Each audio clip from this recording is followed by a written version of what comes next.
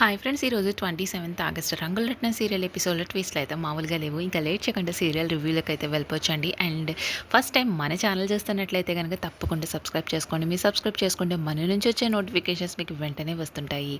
And Ram సీతల్ జంటలు అతి తొందరలోనే కలవాలని మీరైతే కోరుకున్నట్లయితే మన వీడియోని లైక్ చేసి హైప్ చేయడం మాత్రం మర్చిపోవద్దు. ఇంకా సీరియల్ స్టార్టింగ్లోనే ఇంకా కౌసల్య చెప్పిన మాటలకు ఇంకా దశరథ్ అయితే ఆలోచనలో పడుతూ ఉంటాడు. ఏమండి, విషయం గురించి మీరు పెద్దగా ఏవో ఆలోచించద్దు. నేను ఏం చేసినా సరే ఒక చిన్న తాపత్రయం మాత్రం మన బిడ్డ ఎక్కడున్నా సరే సంతోషంగా తిరిగి వచ్చేస్తాడని నా నమ్మకం. ఇది చేస్తే గనక మన బిడ్డకి చాలా పుణ్యం కలుగుతుంది. ఇప్పుడు ఒక ప్రాణం కాదు, ఇంకో ఇద్దరు ప్రాణాలు, మొత్తం ముగ్గురు ప్రాణాలు నిలబెట్టబోతున్నాను. అది కూడా చిన్న పసిబిడ్డల ప్రాణాలండి. ఆ దేవుడికి మన మీద ఏమైనా చల్లని చూపు తగిలితే ఇంకా మన బిడ్డ నడుచుకుంటూ వస్తాడు. నాకు ఆ నమ్మకం ఉందండి. ఖచ్చితంగా మన బిడ్డకి ఈ పుణ్యాలన్నీ కాపాడతాయి. అయినా మనకి ఆ దేవుడు ఎంతో ఇచ్చి దానిని ఎంతో కొంత మనం ఈ పుణ్యాలకు వాడుకుంటే తప్పే ఉందండి. మీరు ఇంకా దీని గురించి మాట్లాడద్దు అని కౌసల్య చెప్పిన మాటలకు ఇంకా దశరథ్ అయితే ఆలోచనలో పడుతూ ఉంటాడు. సరే కౌసల్య, నీ ఇష్టం, కానీ నువ్వు చేసే పనులకు నేను ఏం అడ్డు చెప్పను. కానీ దీంట్లో ఏమన్నా ప్రాబ్లమ్స్ ఏమైనా వస్తాయని చెప్పేసి నా భయం అంతా. నీ ఇష్టంగా నువ్వేం చేసినా సరే నీ ఏం కాదన్ను, నువ్వే ఎలా అనుకుంటావో అలాగే చెయ్యి. నేనైతే ఆఫీస్కి వెళ్తున్నానని చెప్పి ఇంకా దశరథ్ అయితే వెళ్తుండేసరికి ఇంకా అక్కడ ఉన్న సూరిబాబు మందాకిని అయితే ఇంకా ఒకరినొకరిని ఏంటండి ఇది అని ఇంకా మందాకిని అడిగిన మాటకు ఇంకా సూరిబాబు అయితే ఇంకా నోరు మెదపకుండా మాట్లాడకుండా చేస్తూ ఉంటాడు. ఇంకా అక్కడికైతే మానస ఇంకా జానకిని తీసుకుని వస్తుండేసరికి ఇంకా అక్కడ ఉన్న దశరథ్ చూసి ఏం మాట్లాడకుండా ఇంకా వెళ్ళిపోతూ ఉంటాడు. ఇంకా సీత అయితే అలా చూసి, అమ్మా జానకి, నువ్వు ఏమనుకుంటున్నా నాకు అర్థమైంది. నువ్వు ఇలాంటివి ఏం పట్టించుకోకు, ముందు పైకి వెళ్ళి రెస్ట్ తీసుకోమ్మా అని ఇంకా పంపించేస్తుండేసరికి ఇంకా అక్కడి నుంచి అంతే అందరూ వెళ్తూ ఉంటారు. ఇంకా మందాకిని సూరిబాబు అయితే, ఏంటండి మన అన్నయ్యకి చెప్తే అన్నయ్య వదినకి ఏమన్నా నచ్చ చెప్తాడేమో అనుకున్నాను, కానీ ఆయన్నే మాట్లాడకుండా చేసేసింది ఆవిడి. ఆయన పుణ్యాలు అంటే ఇలా తిరుగుతుంది ఏంటండి, అసలు ఇది ఎలా అవుతుంది నాకేం అర్థం అవట్లేదు.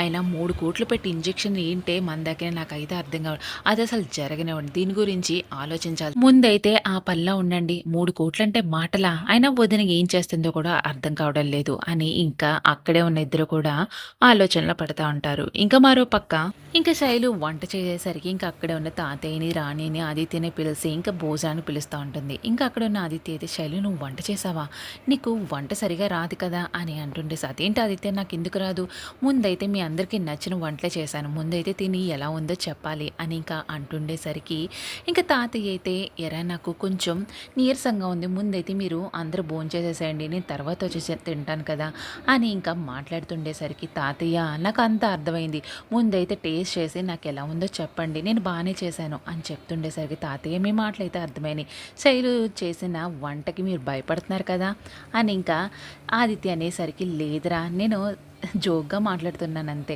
నేను ఎందుకు తిన్ను, శైలు అమ్మ చేసిన భోజనం నేను ఖచ్చితంగా తిని ఎలా ఉందో చెప్పాలి కదా అని తాతయ్య అనేసరికి ఇంకా అక్కడ ఉన్న వాళ్ళందరూ కూడా నవ్వుతూ ఉంటారు. ఇంకా అందరూ కలిసి భోజనం చేస్తుండేసరికి ఇంకా మొదటి ముద్ద తాతయ్య తింటూ ఇంకా అలా ఉండిపోయేసరికి, ఏమైంది తాతయ్య, అసలు బాలేదా వంట, మీరు అలా ఉండిపోతే నాకు భయంగా ఉంది, అసలు ఎలా చేసానో చెప్పండి అని అనేసరికి ఇంకా అక్కడ ఉన్న రాణి కూడా ఇంకా ఒక ముద్ద తిని, నిజంగా శైలు నేను చెప్తున్నాను, ఇది సీత చేసిన వంటలాగే ఉందమ్మా, నువ్వు మమ్మల్ని మళ్ళీ సీతను గుర్తు చేసావు, నీ వంట చాలా అద్భుతంగా ఉంది తల్లి అనేసరికి ఇంక చాలా మురిసిపోతూ ఉంటుంది ఇంకా శైలు అయితే.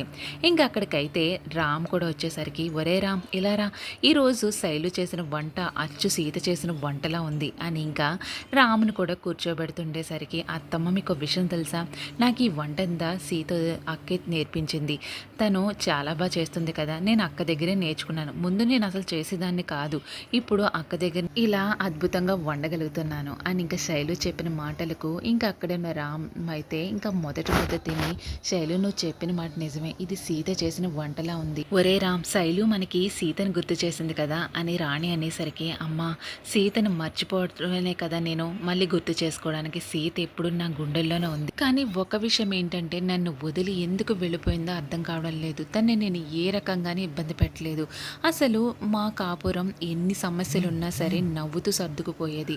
ఎన్ని కష్టాలున్నా సరే ముందుండి నడిపించేది. అలాంటి సీత ఎందుకు ఇలా చేసిందో అని నాకు ఒక్కొక్క క్షణం అనిపిస్తూ ఉంటుందమ్మా అని ఇంకా రామ్ బాధపడుతుండేసరికి, ఒరే కొన్ని సార్లు మరుపు అనేది ఉండాలిరా. మనం మరుపు అనేది ఉంటే మన జీవితం సాఫీగా వెళ్ళిపోతుంది. కానీ వెళ్ళిపోయిన వాళ్ళ గురించి ఎప్పుడూ అదే ఆలోచిస్తూ ఉంటే ముందు జీవితంలో ఇంకా ముందు ఎలా జరగాలో అది ఇంకా జరగదురా.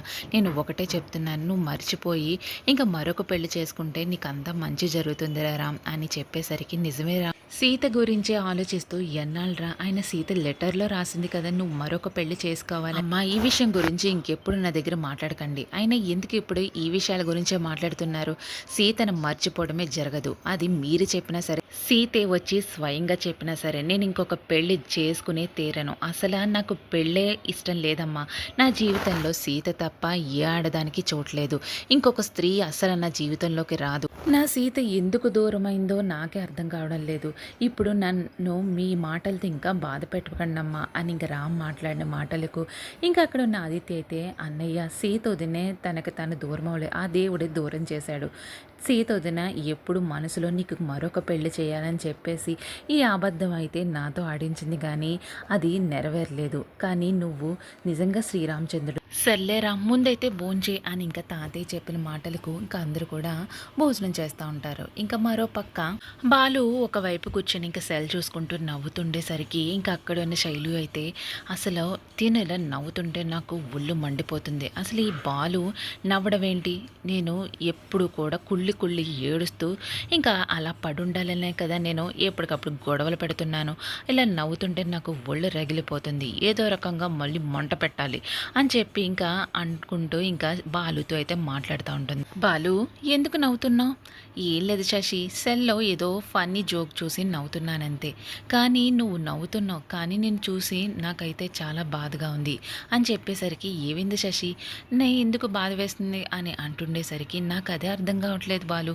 నువ్వు ఎన్ని గొడవలు జరిగి ఎన్ని మాటలన్నా సరే నువ్వు మాత్రం మనస్ఫూర్తిగా నవ్వుతున్నావు, బాగానే ఉంటున్నావు. కానీ నువ్వు ఇంత అమాయకంగా ఎలా ఉన్నావు బాలు అని ఇంకా శశి అన్న మాటలకు, ఎందుకు అమాయకం అంటున్నావు? నేనేం అమాయకంగా ఉన్నావు? మరి ఏం చెప్పమంటావు బాలు? నిన్ను అందరూ అమాయకుడిని చేసేసి అందరూ బాగానే ఆడుతున్నారు. మొన్న అత్తయ్య అన్న మాటలు ఇంకా నా చెవిలో మారు మోగుతూనే ఉన్నాయి. కానీ నువ్వు మాత్రం బాగానే ఉన్నావు కదా. ఇలా నీకులాగా నేను టేక్ ఈజీగా ఎందుకు ఉండలేకపోతున్నాను? కానీ నాకు ఒక విషయం అర్థం అవట్లేదు. చిన్నప్పటి నుంచి రామ్ని తన చెప్పిన ప్రకారమే నువ్వన్నీ చేసావు. మరి పెద్దవాళ్ళు చెప్పిందే చెయ్యాలి కదా శశి. అది నువ్వు చదువుకోవడం దగ్గర నుంచి అన్ని విషయాలు కూడా, నువ్వు అమెరికా రావడం కూడా రామ్ డిసిషనే కదా. రామ్ ఎలా చెప్తే అలాగే నడిచావు. మరి అంతే కదా శశి, అప్పుడు పెద్దవాళ్ళు ఏం చెప్తే అదే చేయాలి కదా. అప్పుడు ఇంట్లో రామ్ మాటే ఉండేది. రామ్ ఏది చెప్పినా సరే అదే జరిగేది. ఆ మాట ప్రకారమే కదా నేను అమెరికా రావడం వల్ల నిన్ను కలిసింది, అలా నిన్ను ప్రేమించడం జరిగింది అని బాలు చెప్తుండేసరికి, పిచ్చి బాలు, నువ్వు నన్ను ప్రేమించడం ఏంటి? నువ్వు అమెరికాలో ఉన్నావని తెలుసుకొని నేనే నీ ట్రాప్ చేసి ఏదే విధంగా నా బుట్టలు అయితే పాడేశాను. ఆ రామ్ గురించి ఇంట్లోకి వచ్చాను తప్ప నిన్ను ప్రేమించి నేను ఇంట్లోకి ఏం రాలేదు. నీ ద్వారా ఈ కుటుంబాన్ని ఎలా నాశనం చేయాలని చెప్పేసి వచ్చాను, కానీ నీ గురించి నేనైతే అస్సలు రాలేదు అని చెప్పి ఇంకా ఆలోచిస్తుండేసరికి, ఏమైంది శశి, దేని గురించి ఆలోచిస్తున్నావు అని బాలు అడుగుతుండేసరికి, ఏం లేదు బాలు, నా బాధంతా ఎప్పుడు నీ గురించే. అసలు ఇంత అమాయకంగా ఎలా ఉన్నావు? అయినా నీ సంగతి పక్కన పెడితే ఆదిత్య ఈ తింగరోడు, తనకు మైండే లేదు, మనసు అసలు లేదు. తను ఏం చెప్పినా సరే అన్నయ్య మంచో, అన్నయ్య పరాయి బిడ్డను తీసుకొచ్చి అమ్మ పెంచిందని కనీసం నీకు చెప్పాడా? ఆదిత్య చెప్పలేదు. పోన్లే అక్కడ పక్కన పెట్టు. మీ అమ్మగారు నీ దగ్గరికి వచ్చి రామ్ పరాయి బిడ్డని కనీసం నీతో చెప్పారా? అలా కూడా చెప్పలేదు. నేను పెళ్లి చేసుకున్న తర్వాత నీకు ఆ విషయం తెలిసింది, రామ్ పరాయి బిడ్డని. అప్పుడు వరకు మీ అమ్మగారు చెప్పలేదంటే కనీసం అర్థం చేసుకోవా? అసలు ఏ ఉద్దేశంతో ఆవిడ చెప్పలేదు. పోన్లే చిన్నప్పుడు చెప్పలేదంటే అదొక అర్థం. ఇప్పుడు పెద్ద అయిన తర్వాత అయినా రామ్ పరాయి వాళ్ళు పిల్లోడని చెప్పాలి కదా. నీ దగ్గర ఆ విషయం దాసింది ఎందుకు? అసలు మీ అమ్మగారిని ఎప్పుడన్నా అడిగావా? ఆ విషయం కూడా అడగలేదు. పోనీ ఆదిత్య గారి విషయం తెలుసుకొని అలాగా అడిగారంటే అస్సలు కూడా అడగడు. ఎందుకంటే తనకి బుద్ధి లేదు, మనసు లేదు. నువ్వేమో నువ్వేమో అమాయకుడివి. ఈ ఆస్తంతా కొట్టేయాలన్న ఆలోచనతో మిమ్మల్ని చిన్నప్పటి నుంచే రూల్ చేయడం జరిగింది. కానీ ఈ విషయం మీకు అర్థమవ్వట్లేదు. మీ అమ్మగారు ఏ ఉద్దేశంతో రామ్‌కి ఇలా పట్టం కడుతున్నారో కూడా కనీసం నువ్వు అడగట్లేదు అని శశి చెప్పిన మాటలకు ఇంకా అక్కడే ఉన్న బాలు అయితే ఆలోచనలో పడతా ఉంటాడు. నిజమే శశి నువ్వన్నది. అమ్మని నేను అడగలేదు. కానీ టైం వస్తుంది కదా! అప్పుడు అడిగి ఖచ్చితంగా అడుగుతాను అని చెప్పేసరికి నాకదే కావాలి బాలు. అసల నువ్వు ఈ విషయం గురించి అడుగుతూనే ఉండాలి. అయినా నువ్వు మనశాంతిగా ఫోన్ చూసుకొని ఇంకా నవ్వుకుంటావా? నువ్వెప్పుడు కూడా సమస్యలతో అలాగ కుంగి కృషించిపోవాలి అంతే తప్ప ఎప్పుడు కూడా నవ్వితే నాకైతే మనసు ఒప్పదు. నాకిప్పుడైతే సంతృప్తిగా ఉంది అని ఇంకా శశి ఇంకా మనసులో అయితే చాలా ఆనందపడతా ఉంటుంది.